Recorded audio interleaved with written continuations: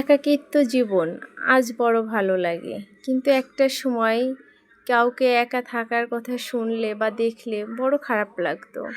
যে এই মানুষটা একা কিভাবে থাকে, একা কি বাঁচা যায়, একা থাকা যায়, কেমনে থাকে, সম্ভব কিভাবে, কত প্রশ্ন জাগতো মনের ভিতর।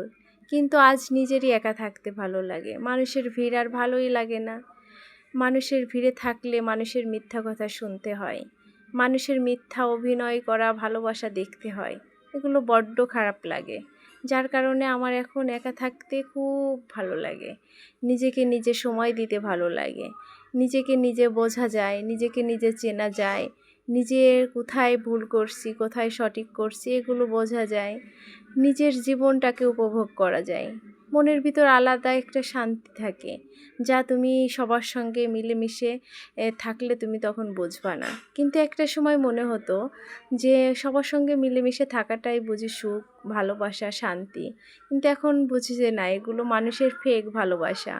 মানুষ মানুষের স্বার্থের জন্য তোমার সাথে মিশবে, যতক্ষণ তার স্বার্থ থাকবে ততক্ষণ তোমার সঙ্গে মিশবে, স্বার্থ শেষ তার ভালোবাসাও শেষ।